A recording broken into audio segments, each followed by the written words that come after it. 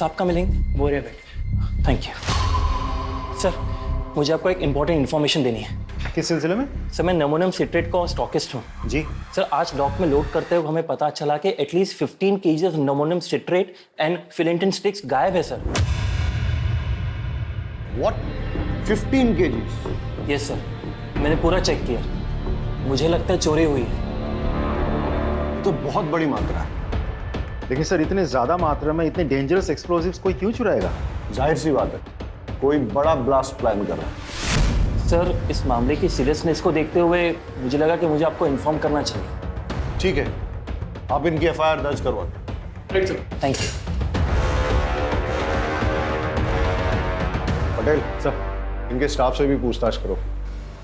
Situation बहुत alarming हो सकती है। अपने खबरी नेटवर्क को एक्टिवेट करो और सारे नाकों पे चौकसी बढ़ा दो। लेकिन सर मेरी जानकारी के मुताबिक हमारे कोस्टल एरिया में मच्छी पकड़ने वाले तालाबों में मच्छी पकड़ने के लिए नमोनियम साइट्रेट इस्तेमाल करके छोटे मोटे ब्लास्ट करते हैं। पटेल, 15 kg नमोनियम साइट्रेट और फेलेटिन स्टिक्स मछलियां पकड़ने के लिए चोरी नहीं की जा सकती। डबल चेक करो सर, और इस स्टॉकिस्ट पे भी नजर रखो। पता करो नमोनियम साइट्रेट चोरों ने गायब किया है या खुद गायब करके चोरों पे इल्जाम लगाया जा रहा है। यस। रोजाना हमारे थाने में चोरी और डकैती की घटनाएं दर्ज की जाती हैं। ये हमारे लिए रूटीन वर्क है, लेकिन हमें इस बात के लिए ट्रेन किया जाता है कि अगर कुछ भी अनयूजुअल नोटिस करें तो हम चौकन्ने हो जाएं।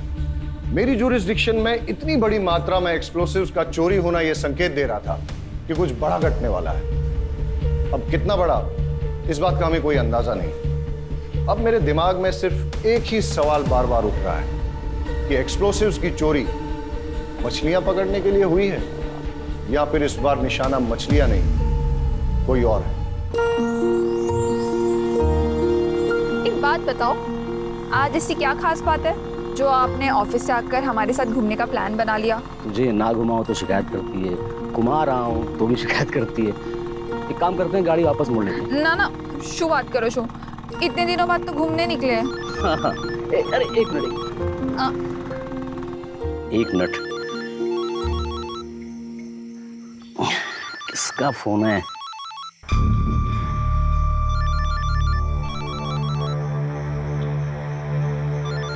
अरे शू अच्छे, कॉल तो उठा लेते। अरे वो अरे लोन वाले का फोन था।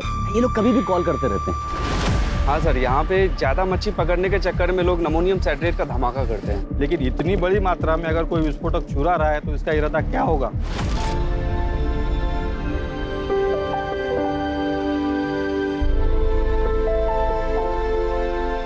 चलो भाई, बहुत तेज भूख लगी है, कुछ खिला दे फटाफट। माँ, मुझे भी भूख लगी है। हाँ तो देख, तेरी सारी फेवरेट चीज लेकर आई हूँ, ये ले। इतना सामान लग रहा है पूरे गांव को खिलाएगी। हाँ काफी टाइम बाद आया तो सोचा एंजॉय करेंगे।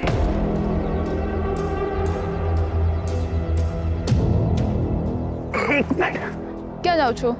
रुकना।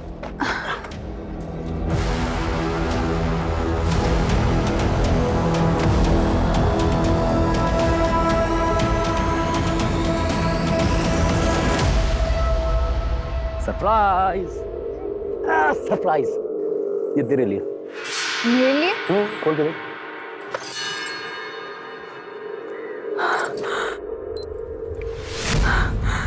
आ तो रेडियो छे। तुझे गाना सुनना पसंद है ना? Thank you. तेरे लिए।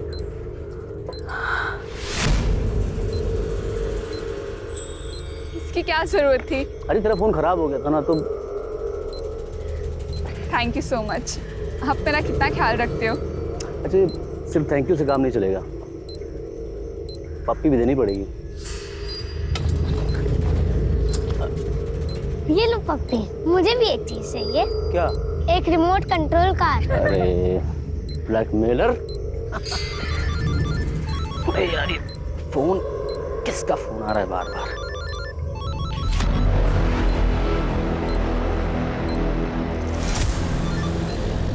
हेलो, तुझे कितनी बार बोला है जब फैमिली के साथ रहूं तो कॉल मत किया कर, समझ नहीं आता तुझे? अरे उसे कैसे पता चलेगा?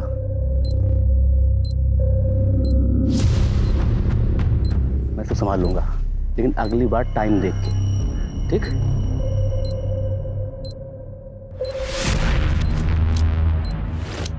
अरे यार, मैं उससे बात कर लूंगा ना। तू रखा भी।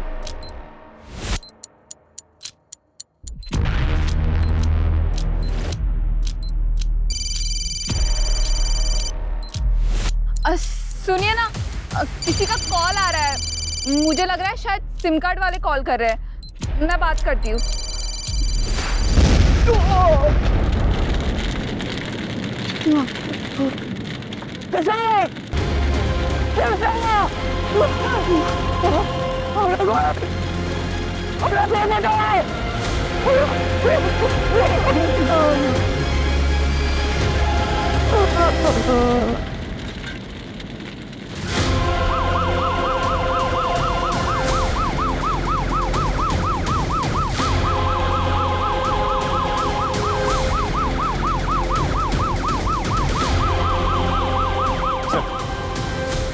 बहुत इंटेंस एक्सप्लोजन था, 2 कैजुअलिटीज हुए हैं, एक औरत और एक बच्चा मारे गए हैं। पूरा एरिया हमने सील कर दिया, फॉरेंसिक टीम अपना काम कर रही है सर।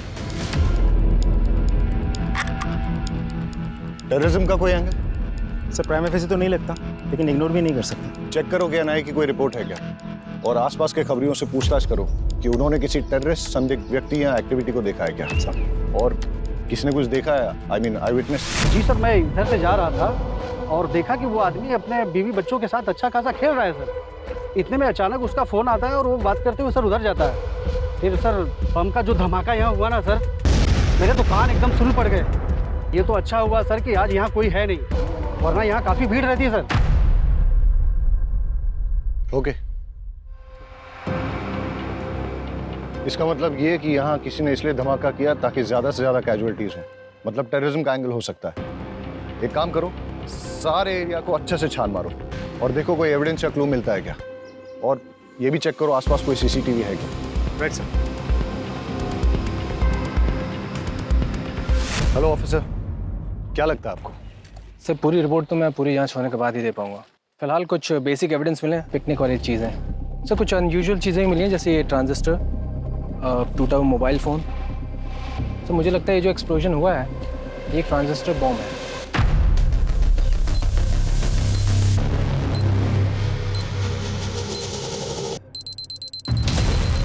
और जहाँ तक एक्सप्लोजन का सवाल है, आईईडी है या फिर कोई और एक्सप्लोजन, इसके बारे में भी ठीक से कहा नहीं जा सकता। Thank you officer. कोशिश कीजिएगा कि जितनी जल्दी हो सके रिपोर्ट सबमिट कर दें प्लीज़। Sure sir. गणेश भाई, अगर आप चाहते हो कि आपकी पत्नी और बच्चे का हत्यारा जल्द से जल्द पकड़ा जाए तो प्लीज़ हमारे साथ कोऑपरेट करिए। हाँ, ज़रा सोच के बताइए कि ऐसा कोई है जो आपका नुकसान करना चाहता है, ऐसा बॉम्ब ब्लास्ट प्लान करके। हमारी टीम को शक है कि ये ट्रांजिस्टर से ही ब्लास्ट किया गया है। ट्रांजिस्टर? इसका मतलब कि जो कुछ भी हुआ मेरी वजह से हुआ है। साहब, मैं बस ड्राइवर हूँ और जो ट्रांजिस्टर मोबाइल ये एक पैकेट में था और वहीं से लेकर आया था। वलसाड़ आ भी गयो, आखिरी स्टॉप है, आखिरी स्टॉप। अरे सर सर, आखिरी स्टॉप है। क्या बात है गणेश भाई, रोज से 1 घंटा पहले पहुंचा दी। अरे नहीं रे, आज रास्ता साफ मिल गया तो खींच दी। लगता है भाभी का बर्थडे आ रहा है। यार मैं सोच रहा था कि शोरो तेरी भाभी घुमा देता हूँ आज कहीं, मैं इस ड्यूटी में तो कभी टाइम नहीं मिलेगा। तो है। गणेश भाई, मैं क्या बोल रहा था, बोलना। आप जल्दी जा ही रहे हो तो मैं भी जरा होके आऊं क्या? तू किधर जाएगा? अरे गणेश भाई। चल जा। लॉक? अरे मैं कर दूंगा, तू जा। चाल से गणेश भाई। कंडक्टर के जाने के बाद मैंने बस को चेक किया और जब जाने लगा तो मेरी निगाह सीट नंबर 9 के नीचे पड़ी।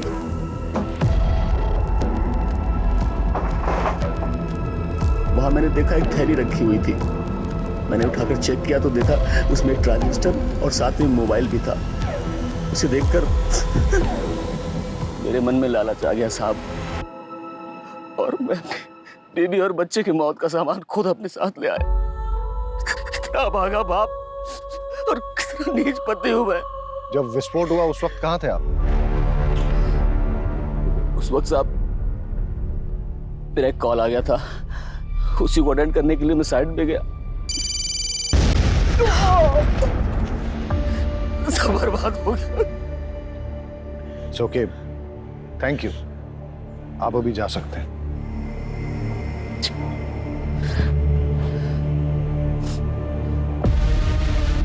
सर, मुझे तो इस गणेश की कहानी पे बिल्कुल भरोसा नहीं है। एकदम सही कह रहे हैं सर, इसकी कहानी पूरी मनगढ़ंत लगती है। एक काम करते हैं सर, इसको उठा लेते हैं। Let's not jump to conclusions.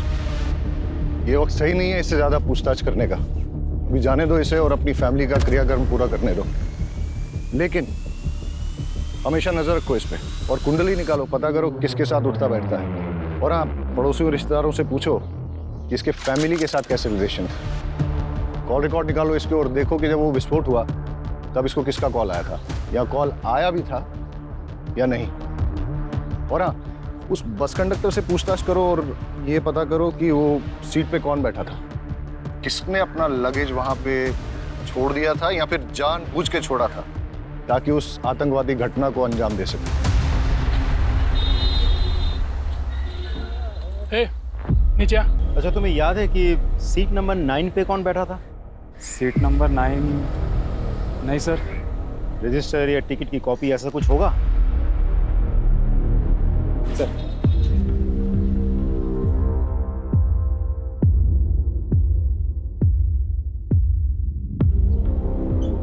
Sir, seat number 9 पे कोई परेश जोशी बैठा था।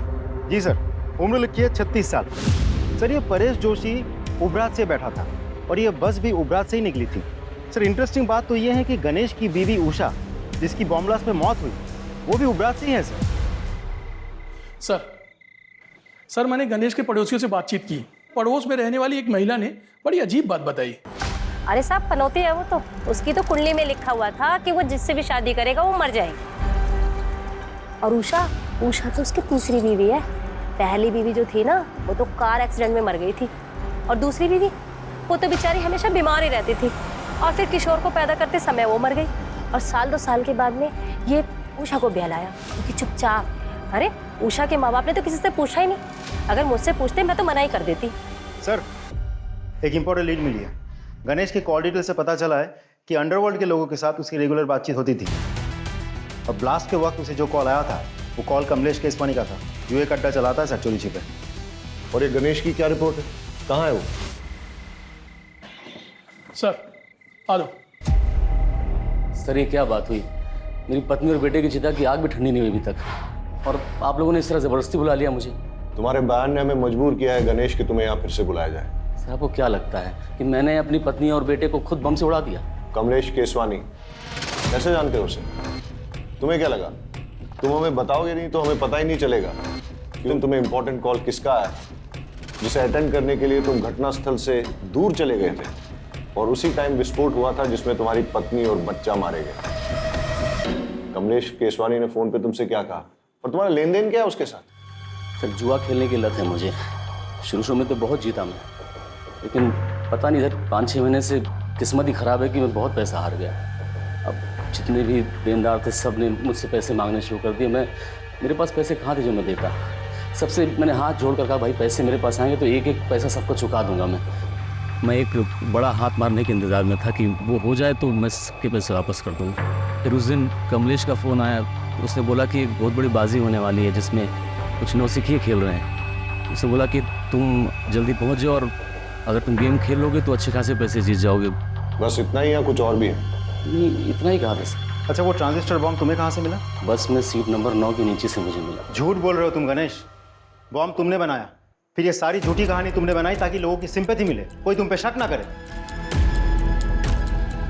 सर, मेरा यकीन कीजिए, मैं झूठ नहीं बोल रहा हूँ, मैं सच बोल रहा हूँ। तुम्हारा बयान और तुम्हारी हरकतें हमें मजबूर कर रही हैं कि हम तुम पे यकीन न करें।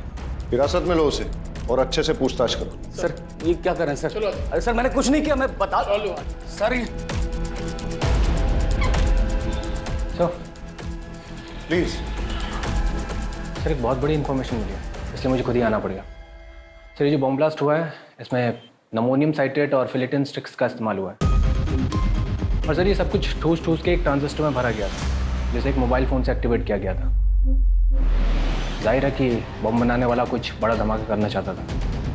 इनफैक्ट मैं भी ये सस्पेक्ट कर रहा था, क्योंकि कुछ दिन पहले हमारे यहाँ एक स्टॉकिस्ट रिपोर्ट लिखाने आया था कि उसके डॉक से अपलोड करते हुए करीबन 15 kg अमोनियम साइट्रेट और फिलेटिन स्टिक्स चोरी हुए। वेल सर, अगर ऐसा है तो दैट्स नॉट गुड न्यूज़, क्योंकि जितनी मात्रा एक्सप्लोसिव इस ट्रांजिस्टर में लगे थे तो बचे हुए जो एक्सप्लोसिव उससे 2 बॉम्ब और बनाए जा सकते हैं। पटेल सर, सारे एरिया में रेड अलर्ट घोषित करवा दो और वो रिपोर्ट पे इन्वेस्टिगेशन कहाँ पहुंची है मुझे अपडेट करो। हम अपने एरिया में और एक ब्लास्ट अफोर्ड नहीं कर सकते सर। और ऑफिसर, मैं चाहूंगा कि आप भी वो रिपोर्ट एक बार देख लें। पटेल, इन्हें एक बार वो रिपोर्ट दिखाएं। आप आइए मेरे साथ। इस केस के सारे प्राइमा फेसी एविडेंस गणेश के खिलाफ नजर आ रहे हैं, लेकिन ऐसा भी हो सकता है कि गणेश जो कहानी सुना रहा है वो झूठ नहीं बल्कि सच है। और अगर ऐसा है तो आज हुए विस्फोट से हम ये सबक ले सकते हैं कि ये तय है कि शहर में और एक विस्फोट होने वाला है, जिसके लिए बॉम्ब या तो बनाया जा रहा है या फिर बना हुआ है। मुझे अंदेशा हो रहा है कि ये केस ऊपर से जितना सरल नजर आ रहा है उतना है नहीं, इसमें कोई ना कोई पेंच जरूर है। सर, फॉरेंसिक ऑफिसर के मुताबिक मोस्ट प्रोबेबली ये ब्लास्ट उन्हीं एक्सप्लोसिव से किए गए हैं जिनकी चोरी हुई है, और ब्लास्ट के साइट से हमें जो सैंपल्स मिले हैं वो स्टॉकिस्ट के सैंपल्स के साथ 90% मैच होते हैं। इसका मतलब श्योरली एक और ब्लास्ट होने वाला है। पटेल, गणेश की बीवी उबरात से है, जहां से गणेश की बस आई थी, और उस बस में सीट नंबर 9 पे परेश नाम का आदमी जो बैठ के आया था वो भी उबरात में ही बस में चढ़ा था, राइट सर? एक काम करते हैं, उबरात चलते हैं, वहां 2 टीम बना के जांच करते हैं। आई एम श्योर कोई ना कोई क्लू जरूर मिलेगा, राइट सर?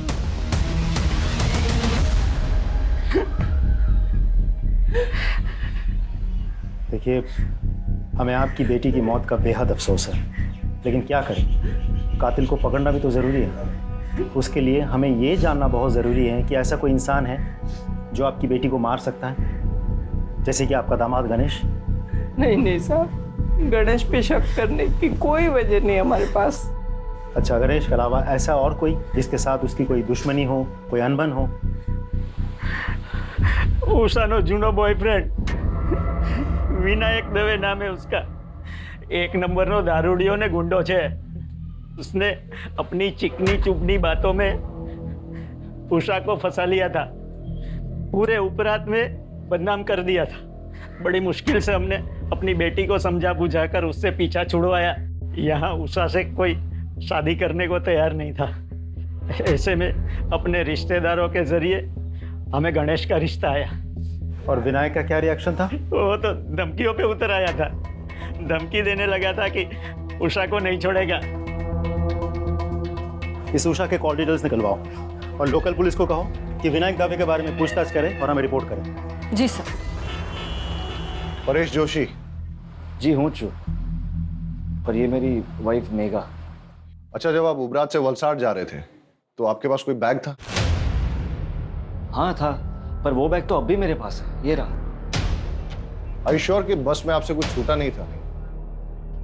नहीं सर, बैग के अलावा मेरे पास कुछ भी नहीं था। चले परेश भाई, सुना है कि आज अपनी तरफ मछलियां। पुलिस? परेश भाई શું થયું? सब ठीक है ने? भाभी? सर ये मेरा दोस्त है सागर कोहली। ठीक है, अभी तो हम चलते हैं, लेकिन अगर आपको इस बीच कुछ भी याद आता है तो हमें बताइएगा जरूर। जी सर, पक्का।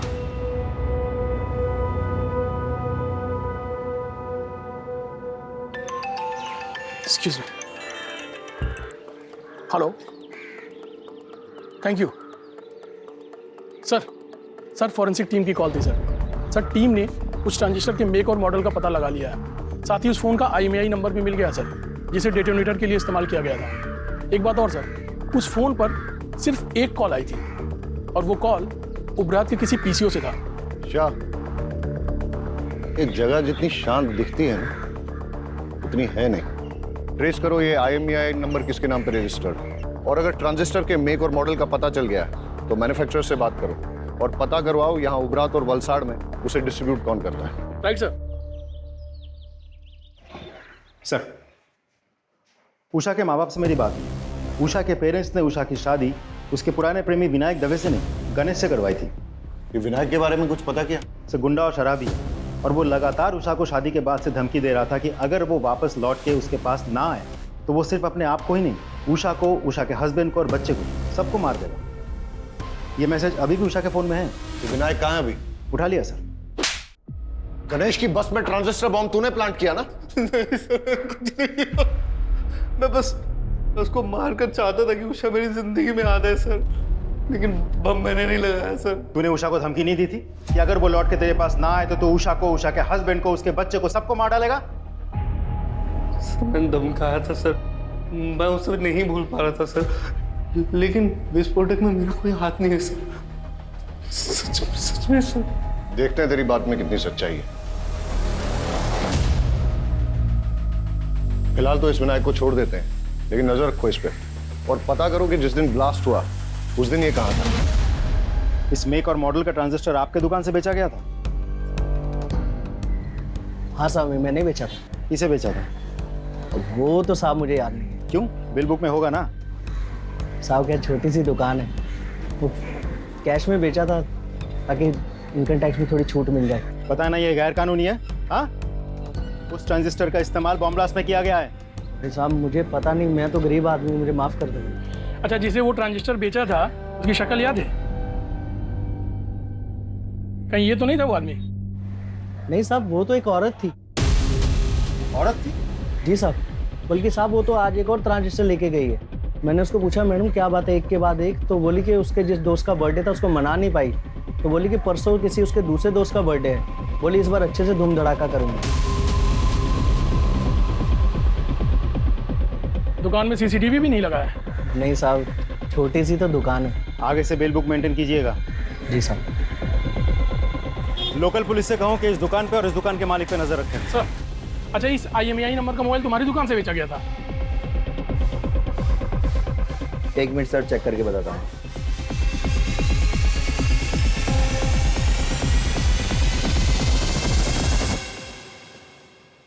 जी सर। किसको बेचा था? एक औरत ने बर्थडे गिफ्ट देने के लिए मोबाइल खरीदा था और उसी के नाम पे सिम भी लिया था। उसका नाम विकास मेहता, इसी एरिया में रहता है। सर ये जो उषा का एक्स बॉयफ्रेंड विनायक है, ये इसी विकास मेहता का आदमी है? हाँ सर, आज सुबह एक और मोबाइल खरीदा गया उसी नाम पे सर। इस विकास मेहता के डिटेल्स दीजिए। ये लीजिए सर। सर जिस तरह की औरत का ब्यौरा उन दुकानदारों ने दिया है, ऐसे में तो कोई हो सकता है। मेरा मतलब गणेश या विनायक। मतलब तुम ये कहना चाहते हो कि जो दो लोग वहाँ आए थे उनमें से कोई एक औरत बन के आई थी और उसी ने मोबाइल और ट्रांजिस्टर खरीदे? हाँ सर। ये मेहता का घर यहाँ से और कितना दूर है जिसके नाम पे मोबाइल खरीदा गया था? सर ऑलमोस्ट पहुँच गए।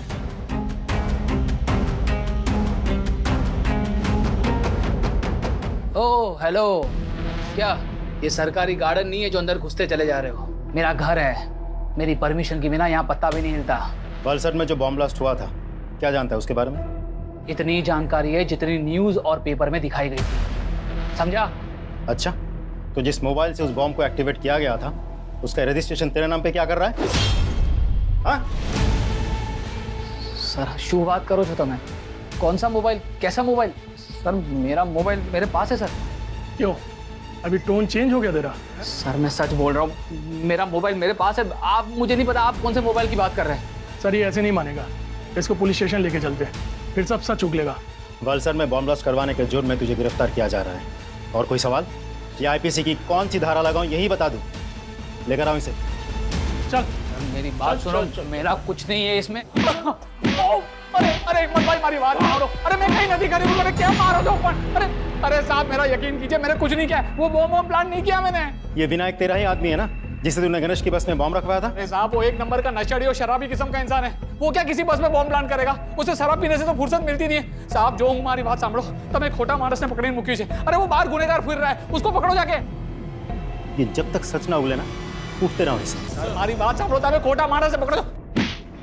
सर मेहता कुछ बोला? बहुत तोड़ा सर, लेकिन मुंह नहीं खोल रहा, बहुत शातिर है। बैकग्राउंड क्या है उसका? नामी गुंडा है सर, आसपास के एरिया में दादागिरी करता फिरता है। ऑलरेडी बहुत सारे केसेस दर्ज है उस पर। एक बात और सर, मेहता के जिस KYC डॉक्यूमेंट्स पर वो सिम कार्ड खरीदा गया था वो फेक है। मतलब कोई मेहता को इस केस में फंसाना चाहता है? हो सकता है और नहीं भी हो सकता, लेकिन तुमने कहा कि मेहता बहुत शातिर है और कई केसेस दर्ज हैं उस पर, इसलिए ऐसा हो सकता है कि अपने आप को प्राइमा फेसी सस्पेक्ट बनाने के लिए उसने ये सब जानबूझ के किया और बाद में सिंपैथी पाकर सस्पेक्ट लिस्ट से बाहर हो गया। मोबाइल और ट्रांजिस्टर की दुकान से कुछ पता चला? सर कुछ खास नहीं, लेकिन दोनों दुकानदारों ने एक अजीब बात कही।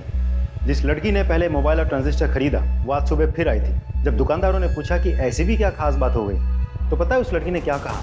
उसने कहा कि कल जिस फ्रेंड का जन्मदिन था वो हम ढंग से मना नहीं पाए, लेकिन परसों एक और फ्रेंड का जन्मदिन है, वो हम बहुत धूमधाम से मनाएंगे। कुछ समझ में आया पटेल? अपराधी के दिमाग में जो चल रहा होता है वो अक्सर कहीं ना कहीं उसके मुंह से भी निकल जाता है। कल का जन्मदिन ठीक से मना नहीं पाई, यानी कल जो ब्लास्ट हुआ, परसों फिर से जन्मदिन मनाएगी, वो भी धूमधाम से। मतलब समझते हो इसका? मतलब परसों और एक ब्लास्ट होने वाला है, लेकिन हमें नहीं पता कि कब और कहां। और परसों का मतलब ये भी कि हमारे पास सिर्फ 48 घंटे हैं उसे रोकने के लिए।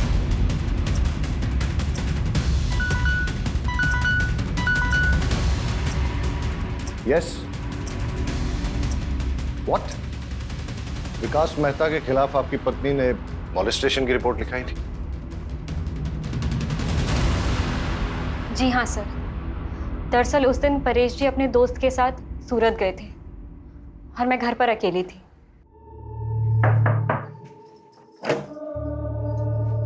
जय श्री कृष्ण। जय श्री कृष्ण। परेश भाई છે? वो तो सूरत गए हैं सागर के साथ। हाँ, कई वांधो नहीं, હું પછી આવી જઈશ। एक गिलास पानी मिलेगा? जी जी आप बैठिए ना, मैं लेके आती हूँ।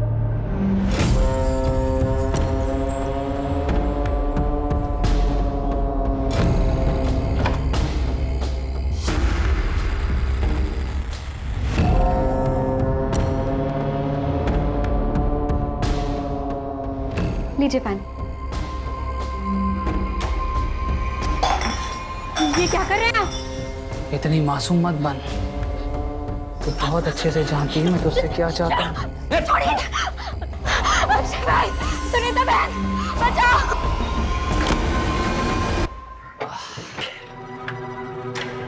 मेघा, मेघा, अरे શું થયું તને? मेघा, देखो मेघा रो मत। देखो बताओ तो सही कि हुआ क्या है? कि किसने किया ये सब? मेहता, विकास मेहता। विकास मेहता? सागर तू चल मेरे साथ। आज तो उस विकास को छोड़ूंगा नहीं। मेरी बीवी के साथ करने की सोच भी कैसे सकता है? चल मेरे साथ। उससे कुछ नहीं होगा। अरे पर उसने तेरे साथ जो किया उसका क्या? उसकी कोई जरूरत नहीं है, आप यहीं रहिए। समझिए, हमें ना उसके खिलाफ पुलिस में रिपोर्ट लिखवानी चाहिए। पुलिस ही उसकी गुंडागर्दी को रोक सकती है। चाहिए।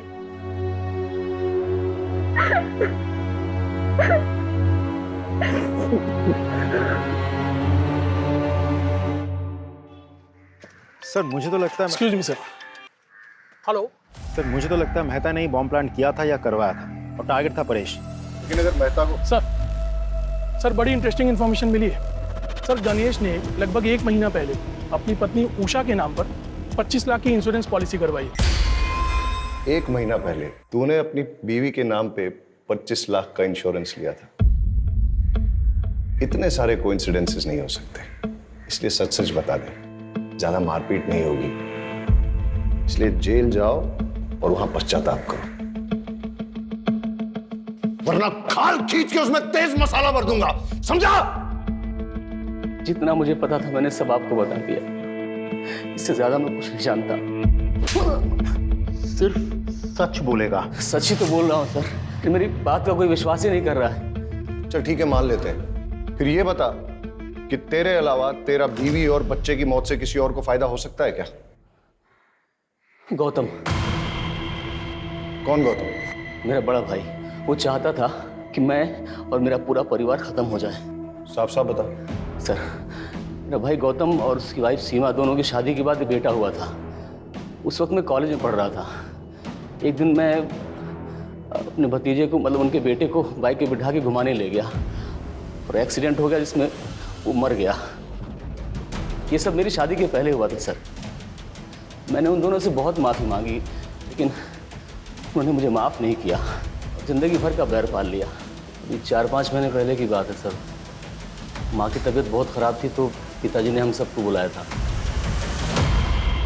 ये सरासर अन्याय है पिताजी। आप सब कुछ इसके बेटे के नाम कैसे कर सकते हैं? कोई अन्याय नहीं कर रहे हम। हमें जो लगा वो ठीक समझा वो हमने किया। और वैसे भी इसका बेटा जो है वो इस घर का चिराग है। ये किशोर ही है जो हमारे खानदान और पुरखों का नाम रोशन करेगा। लेकिन इस गणेश ने जो मेरे बेटे की बदली चढ़ा दी उसका क्या बाबूजी? हाँ अभी क्या बात कर रही हैं? वो एक्सीडेंट था। सोच समझ के किया था तूने, साजिश थी तुम्हारी। इस बात पर मुझे कोई बहस नहीं चाहिए। और वैसे भी जो कुछ भी हमारा है हमें निर्णय लेना था, हमने सही निर्णय ले लिया। ठीक है? आ तो बहु जुलुम छे। मैं ना इतनी आसानी से हार नहीं मानने वाली। देख लो तुम। लेकिन हम वसीयत तो नहीं बदल सकते ना। तो क्या करोगे तुम? हाथ पे हाथ धरे बैठे रहोगे? उसने मेरे बेटे को मार दिया और अब वो पूरी जायदाद हड़पना चाहता है। कुछ समझ रहे हो तुम? अरे आदमी हो या नामर्द? नामर्द नहीं हूं, देख लूंगा मैं उसे। अरे होने दो उसके बेटे के नाम जायदाद। जब उसका बेटा, उसकी बीवी और वो खुद इस दुनिया में नहीं रहेगा तो सब जायदाद अपने आप हमारे नाम हो जाएगी। चल मान लेते हैं कि गौतम तेरे परिवार की जान का दुश्मन था, लेकिन उसे बॉम्ब बनाना आता था क्या? सर सिविल इंजीनियरिंग की उसने, सड़कें बनाता था, पहाड़ों को तोड़ने के लिए बम विस्फोट करता था। लेकिन बाद में उसने वो नौकरी छोड़ दी और घर पे ही ये इलेक्ट्रॉनिक्स आइटम को रिपेयर करने का काम शुरू कर दिया। सर, आसानी से बम बना सकता है वो।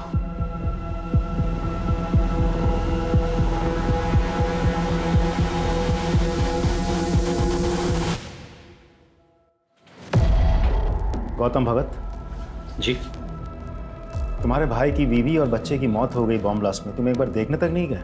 अगर आप मुझे ढूंढते हुए यहाँ तक आए हैं तो साफ जाहिर है आपको पता है मैं क्यों नहीं गया। जवाब रट्टा मार के बैठे हो गया? पढ़ा लिखा हूँ, इंजीनियरिंग की है मैंने। घटना वाले दिन तुम थे कहाँ? मैं अपनी बीवी और बेटी के साथ अपनी साली के घर गया था, राजपीपला। बस से गए थे? टिकट तो होगी? कोई सर्टिफिकेट है जो संभाल के रखा जाए? तुम्हारी बेगुनाही का सर्टिफिकेट हो सकता था। मुझे अपनी बेगुनाही साबित करने में कोई दिलचस्पी नहीं है। आप काफ़ी दूर से आए हैं, कुछ लेंगे? ठंडा पानी कुछ? आज तो कुछ नहीं लूंगा, लेकिन जिस दिन तुम्हारे खिलाफ सबूत हाथ लग गया ना, उस दिन तुम्हें लेने जरूर आ जाऊंगा। चले आइएगा, तब तक मैं अपना बचा हुआ काम कर लेता हूँ। क्या है कि मुझे परसों तक एक बहुत बड़ी डिलीवरी देनी है।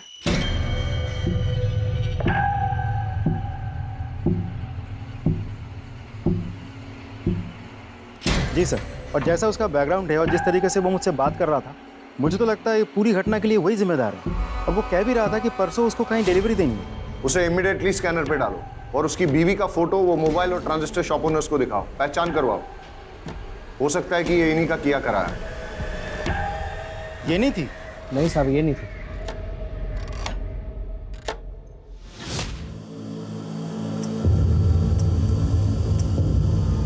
Yes sir.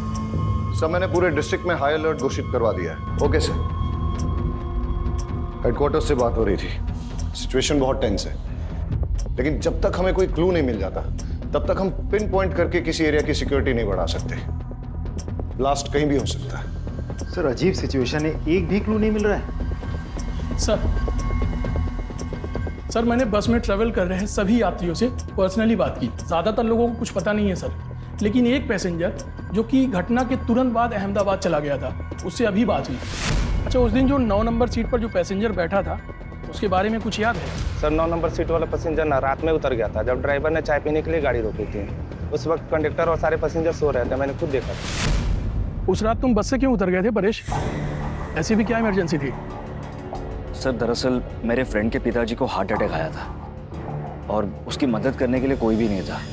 अब ऐसे आड़े वक्त पर उसके पास जाना मैंने ज़रूरी समझा। अच्छा, वैसे तुम जा कहाँ रहे थे? वलसाड? जी नहीं, मैं वापस जा रहा था मेरे ससुराल। वजह जान सकता हूँ? सर दरअसल वो विकास मेहता ने मुझे धमकी दी थी। मेरी पत्नी के रिपोर्ट पर उसे जेल हुई थी, पर उसने अपनी पहचान लगाई और उसे बेल मिल गई थी। उसके बाद उसने मुझे अपने घर बुलाया और धमकाया। क्या हुआ? ये यहाँ पर क्यों लाया? मैंने क्या किया है? तेरी बीवी को बोल अपना केस वापस ले, वरना तेरी बीवी का तो कुछ नहीं कर पाऊंगा, लेकिन बेटा तेरे छोटे छोटे टुकड़े करके समुंदर की मछलियों को खिला दूंगा। अच्छा तुम्हें क्या लगता है ये सब कुछ विकास मेहता का किया धरा है? सर वो इतना घटिया आदमी है ना, वो कुछ भी कर सकता है और मुझे पूरा विश्वास है मुझे मारने के लिए वो बॉम्ब उसी ने प्लान किया होगा।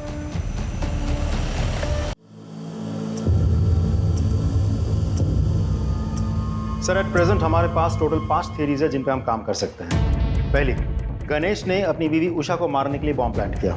सारे स्टेटमेंट्स और कोइंसिडेंस के मुताबिक गणेश हमारा प्राइम सस्पेक्ट बनता है। दूसरी, गणेश के भाई गौतम ने अपनी दुश्मनी और प्रॉपर्टी पाने के चक्कर में गणेश और उषा को मारने के लिए बॉम्ब प्लांट किया, लेकिन हमारे पास गौतम के खिलाफ कोई ठोस सबूत नहीं है। तीसरी, मेहता ने परेश को मारने के लिए बॉम्ब प्लांट किया। मेहता के पास मोटिव भी है, उसका बैकग्राउंड उसे सपोर्ट भी करता है, बट अगेन उसके खिलाफ भी हमारे पास कोई ठोस सबूत नहीं है। और सर चौथी थ्योरी के हिसाब से विनायक ने अपनी गर्लफ्रेंड उषा के पति को मारने की प्लानिंग की। उसके पास मोटिव तो है सर, बट हमारे पास कोई प्रूफ नहीं है। और सर पांचवी थ्योरी ये कह रही है कि हो सकता है ये कोई टेररिस्ट अटैक हो जो कि भरी हुई बस में एक बड़ा धमाका करना चाह रहा था। और थ्योरी नंबर 6, ये सब इस परेश का किया जा रहा है ताकि ये मेहता को इस केस में फ्रेम कर सके। And not to forget, Paresh एक मछुआरा है, इसलिए अमोनियम साइट्रेट का इस्तेमाल करना जानता है। यस, हाँ, ओके। गौतम के घर पे रेड करने का वारंट मिल चुका है, उसके घर पे रेड करो और देखो क्या मिलता है। ओ हेलो, आप फिर चले आए? टाइम देखा? देखा, तुम्हारे लिए खराब है। शाह, एक्सक्यूज मी सर, आप ऐसा नहीं कर सकते। सर्च वारंट, आपकी परमिशन के लिए वेट नहीं करूंगा। Please cooperate. शाह करके तलाशी लो। Sir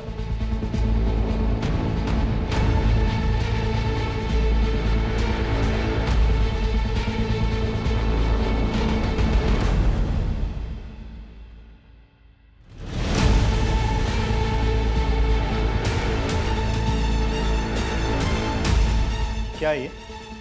ammonium citrate. ये तुम्हारे घर में कैसे? एक छोटे से एक्सपेरिमेंट के लिए था। छोटा सा एक्सपेरिमेंट तुम्हारे लिए भारी ना पड़ जाए। ले आओ। अरे सर नहीं, क्या अरे क्या कर रहे हो आप? सर अरे सर, गौतम को बहुत तोड़ा, लेकिन वो मानने को तैयार ही नहीं है कि ये बॉम्ब उसने बनाया था या ब्लास्ट उसने करवाया था। सर उसकी वाइफ को भी आज सुबह लोकल पुलिस ने अरेस्ट कर लिया, लेकिन उसने सिर्फ एक ही रट लगा रखी है कि वो दोनों बेगुनाह हैं। जैसे जैसे ब्लास्ट का टाइम नजदीक आ रहा है वैसे वैसे ये केस और उलझता जा रहा है।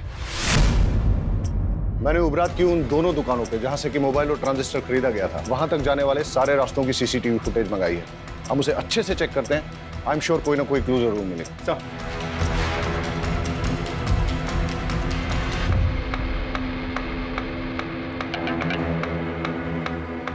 हमें सारे एविडेंस बारीकी से चेक करने चाहिए।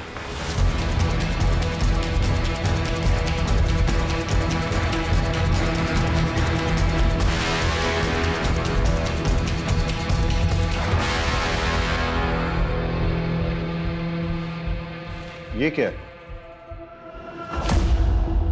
सर कपड़ों के दुकान का पॉली बैग है, वो भी उबरत का। मतलब गणेश की पत्नी उषा जिसकी मौत हुई बॉम्ब ब्लास्ट में, वो भी तो उबरत से ही थी। तो ऐसा भी तो हो सकता है कि वो कुछ लाई होगी सामान वामान बाजार से और फिर इस बैग में रख दिया होगा, इस पैकेट को या पॉलिथीन बैग को। ये बैग की कंडीशन अभी ठीक है, लगता है नया सा है, इसलिए जाके दुकान में पता करो कि पिछले 1 महीने में वहां पे किस किसने खरीदारी की। सर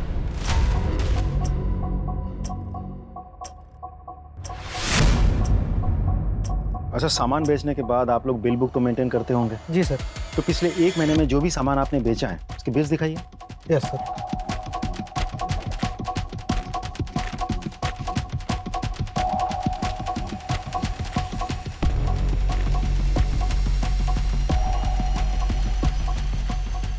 इस डेट की फुटेज मिलेगी? लीजिए सर।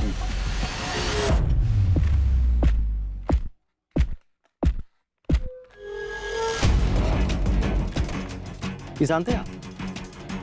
हाँ सर। सारे फुटेजेस ले लो। सर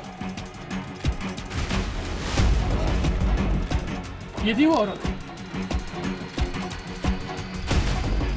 हाँ सर यही थी। यही औरत थी वो? जी साहब यही थी। सर दोनों दुकानदारों से कंफर्म किया, ये वही औरत है। आपका शक बिल्कुल सही था। जिस चीज़ को हम हल्के में ले रहे थे वही चीज़ हमें कल्प्रिट तक पहुंचाएगी। इनफैक्ट कल्प्रिट का पता चल गया है, एटलीस्ट चेहरा तो दिख गया। We are running against time, लेकिन लकीली हमें पता है कि कल्प्रिट कौन है, लेकिन हमारे पास उसके खिलाफ न तो कोई एविडेंस है और न ही सबूत, इसलिए हमें उसे रंगे हाथों पकड़ना होगा। हम सब सादे कपड़ों में गांव में फैल जाएंगे और निगरानी करेंगे और इंतजार करेंगे कि कल्प्रिट कब और कहां बॉम्ब को प्लांट करता है, और जैसे ही वो बॉम्ब को ब्लास्ट करने की कोशिश करेगा तभी हम उसे जाके रंगे हाथों पकड़ लेंगे। Am I clear? Yes, sir. Let's go.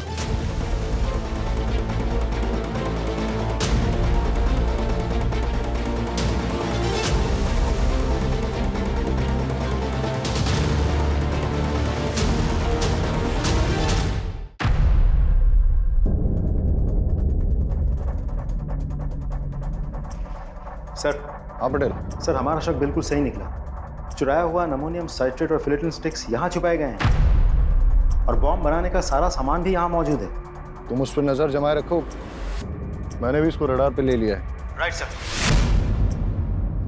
Megha, चलो निकलो जो। हाँ, जल्दी आइएगा। ओके मेरी जान।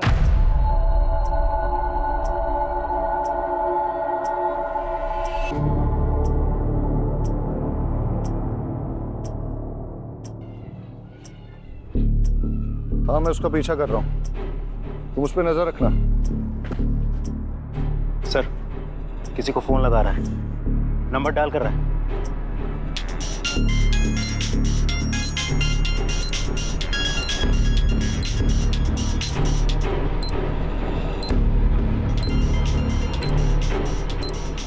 आवाज क्या थी आज?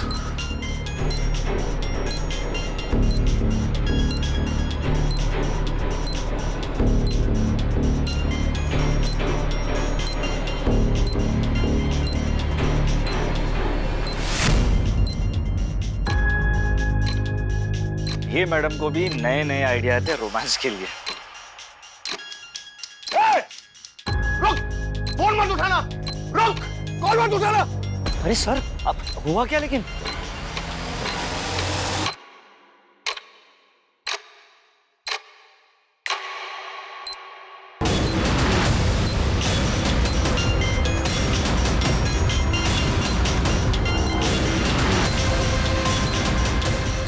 सर, ये है क्या? ये कॉल नहीं था, तुम्हारी मौत का फरमान था। जिसको चाहे फोन लगा ले बेटा, कोई नहीं आने वाला है। लड़की बन के बहुत झांसा दे दिया है तूने। बताओ क्यों किया ये सब? मैंने ये सब मेघा को पाने के लिए किया था। दरअसल परेश मछली पकड़ने के सिलसिले में ज़्यादातर घर से बाहर रहते थे। उसी दौरान मैं और सागर एक दूसरे के करीब आए और मैं प्रेग्नेंट हो गई। परेश को लगा कि वो बाप बन गया है, लेकिन मैं जानता था मेघा बहुत दिनों तक सच छुपा नहीं पाएगी, इसलिए हमने एक प्लान बनाया। मैंने डॉक पर से एक्सप्लोसिव चोरी किए और एक हाई इंटेंसिटी बम बनाया और परेश को बस पर चढ़ाते वक्त उसके सीट के नीचे सरका दिया और एक मोबाइल भी रख दिया। मेरी कैलकुलेशन के अनुसार जब बस वलसाड़ पहुंचती तब मैं उस मोबाइल पे कॉल करता और परेश अपने सामान के साथ मोबाइल देखता तो उस कॉल को ज़रूर उठाता और बॉम्ब फट जाता। लेकिन हमारी बदकिस्मती, उस दिन वो बस समय से बहुत पहले ही वलसाड़ पहुंच गई और जब हमने कॉल किया तब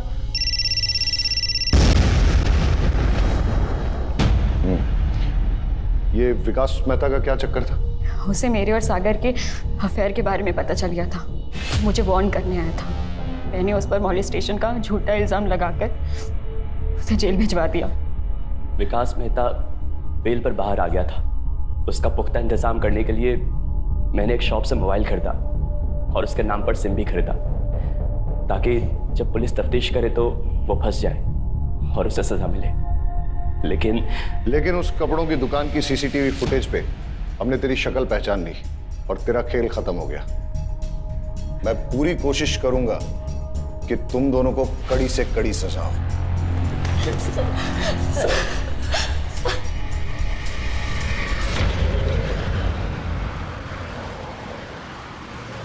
अजीब ड्यूटी है हमारी, हर किसी पर शक करना पड़ता है, लेकिन हमारे प्रोफेशन में शक न करना एक गुनाह है। लेकिन जब एक गणेश जैसे मासूम पर शक करना पड़ता है और उसे कड़े तरीके से पूछताछ करनी पड़ती है और आखिरकार जब सच सामने आता है, बड़ा दुख होता है। कई बार सोचता हूं कि क्या गलती थी गणेश की पत्नी उषा की या उसके बेटे किशोर की। उनका क्या लेना देना था परेश, सागर, मेहता, मेघा, इन सब से, इनके गलत संबंधों से या इनकी दुश्मनी से। लेकिन फिर भी इस षड्यंत्र का शिकार उन्हें बनना पड़ा। वजह लालच। अगर गणेश ने वो बैग खुद ना रख लिया होता और पुलिस को लाके सौंप दिया होता तो शायद ये हादसा नहीं होता। सर हेडक्वार्टर से कॉल आई थी, एक बस में कुछ लोगों को बंधक बना लिया गया है। चलो सर।